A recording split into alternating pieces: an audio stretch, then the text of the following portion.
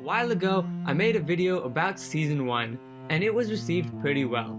So why not a classic best to worst Rohan style of The Last Airbender Season 2. As always, I need to say that I love this show, but have to admit it has its flaws, and as does every show. So without further ado, best.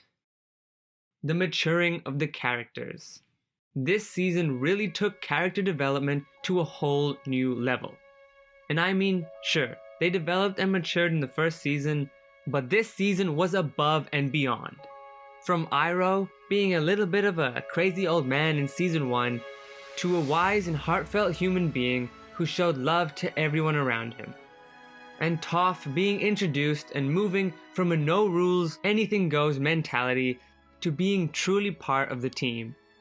Zuko traveling by himself, helping this young boy, freeing Appa, and even almost joining Aang and his team right before betraying Katara. And finally Aang relinquishing everything holding him back and freeing his chakras to unlock the Avatar state. Truly some of the greatest development happening in this season. And so I just have to put it in as a best. Appa and Momo. The emotion in these animals was just wow.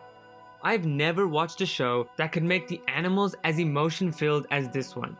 For me to put their stories and development at the same level as some of the characters in this show is some feat, and they've pulled it off magnificently. What they packed into the small stories of Appa and Momo really shined light on how other TV shows just don't give their animals as much attention, in terms of character development of course. And so that's one thing I really do love about this show. Appa's lost days, showing us that Appa is just not some animal, but he has feelings, he cares for people, he gets scared, and he really misses his best friend. And even in the brief segment in Tales of Ba Sing Se with Momo, it's truly beautiful how he's searching for Appa and feeling all these emotions as he searches.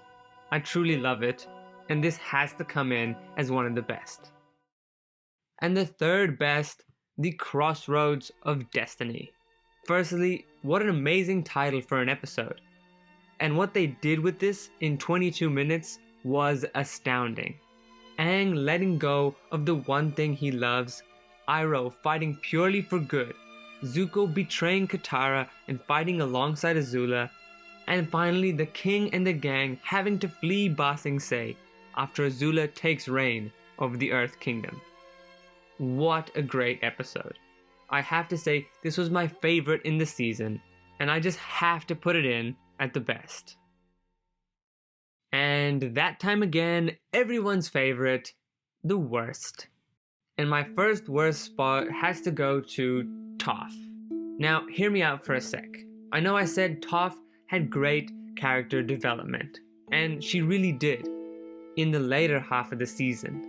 However, when she was first introduced, and when she joined Team Avatar, she was kinda like Katara in Season 1. Not the same personality, but Toph is stuck up, full of herself, and just an annoyance all around, and developed later in the season to become the character that we know and love. I think the Chase episode really shows this character trait, and it's something I wasn't really a fan of. I do actually like how they actively showed her developing. Having tea with Iroh and her metal bending, these were such great moments in the show. But to start with, I wasn't a fan of Toph's character. So it's gonna be in my worst. And another worst, the beginning of the season. This was a little slow for me. Season 1, we all can admit that it started off really slow, and there was a lot of filler. This got better in the second half of the season, so starting Season 2, I wanted to move away from these extra stories and get on with the action straight away. But starting Season 2, we kind of started with the same thing. A few episodes like Cave of the Two Lovers, Avatar Day, these ones were just not really advancing the story much, and not even introducing minor characters that we see again. Really, I'm not a fan of this, and I'm glad it was kept to a minimum, but still, I'm gonna put it on the worst list. And my final worst spot for what I did not like in Season 2 was the repeated use of beige and green. Seriously, such a locked color palette. So much green and so much beige. I felt like the only time we really broke away from this was maybe in Appa's Lost Days or the Chakras episode. Besides that, it was just these repeated colors over and over again.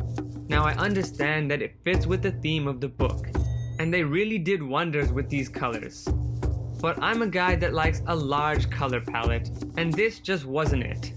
I wish we could have had more, but what can I do? But anyways, that is going to be the video for today. 3 bests and 3 worsts of The Last Airbender Season 2. Do you agree with these points, or do you have some different ones? Should I make a final one about Season 3? All that good stuff down in the comments section below. But with that, my name is Rohan. I do hope you have a fantastic day, and until next time. Be honest.